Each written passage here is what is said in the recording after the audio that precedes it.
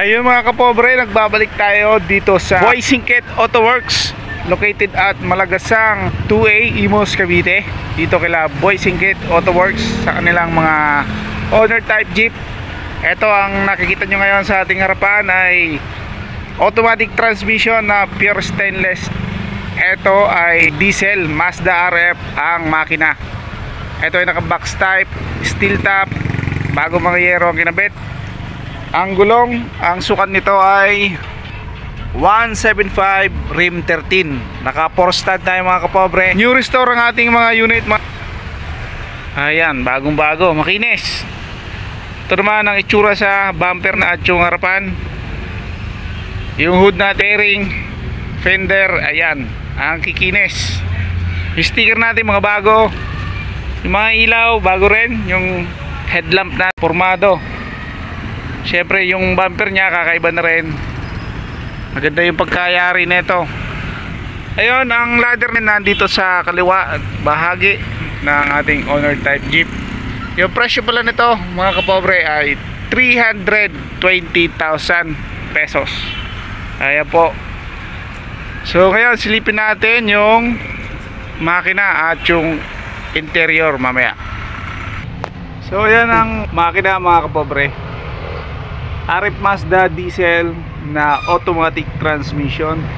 Lalagyan na lang to ng bagong battery 2SM. So ayan, bung natin na bagong bago, stainless po. Yan, windshield kompleto sa bagong wiper na dalawa.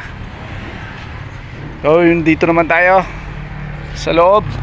Ayan, mga upuan, mga bagong leather. Ayan, syempre meron siyang handbrake.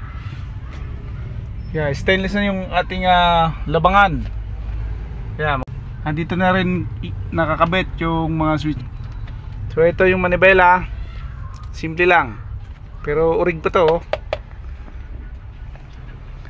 Ayan, mga upuan, titibay pa yan syempre. New upholstery. Ayan, laki na speaker. DGs ang ginamit. Maluwag ang loob. Kasya tao sa loob ay 3 sa gitna, 5, bali 7 kasama driver. Ayan, ito mga stainless na to na roll bar.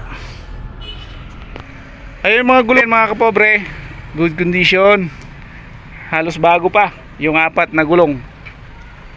Ayan,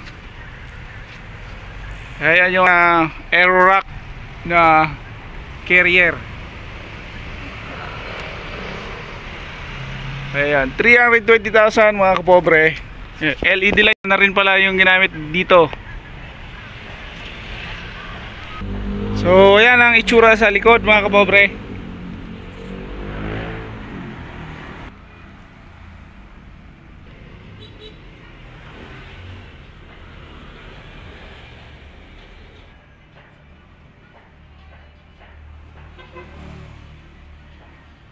Ayan, meron din dito na Tamiya na pure stainless. Ang makina nito ay Toyota 4K at ito ay manual.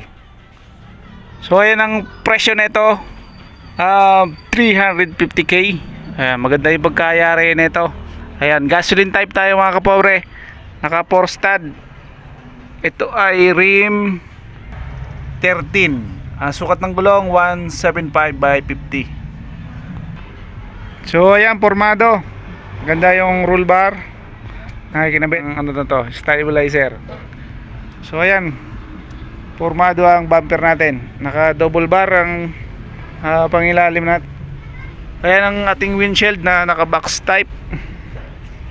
So sa mga gulong, ayan, halos bago, 4 na gulong. Kaya mga upuan bago lahat, stainless body flooring. Ayan, manibela, momo. Ayan, silipin natin sa loob. Ayan, yung upuan pala nito, ayan, Sparco pala, bagong bago. Tapos merong handbrake. Ayan, may mga balot pa yung upuan. Manibela bago. Ayan, bago ang shift knob. Lahat ng Gauges na ginamit ay bago. Ayan oh. So ayan, may takip ditong trapal. Ayan, maiksi lang to. Standard na sukat ng Tamiya. Ayan, trapal lahat, pati bubong. 350k mga kapobre. Negotiable price pa naman.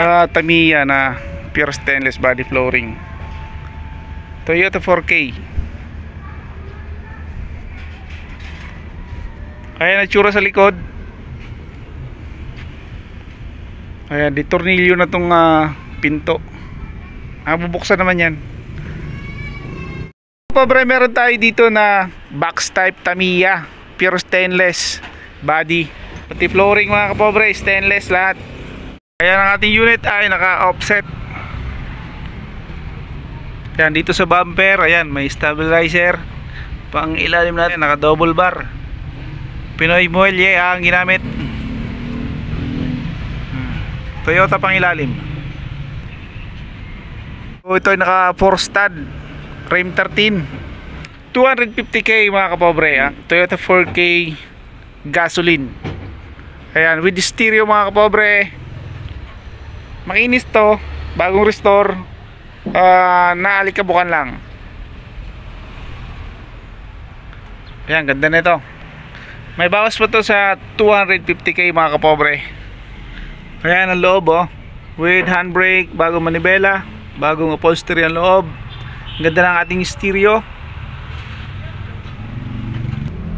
Ayan ang stereo mga kapobre oh. The best. So ayan naman sa loob, may handbrake. Ang ganda ng ating shift knob. Ayan, bagong manibela, Momo.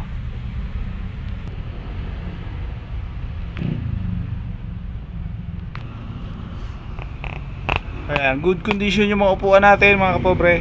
Bago yung mga trapal na ginamit.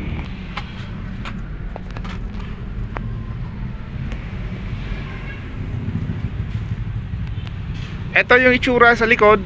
Ayan po. Ayan, nakasarado na ng trapal. Ayan, ganda ng forma nito. Wala lang tayong buwelo na kuha rito. Makina na good condition. Ayan, may takip yung radiator mga kapobre. New restore po ang makina. Ayan, bago yung battery.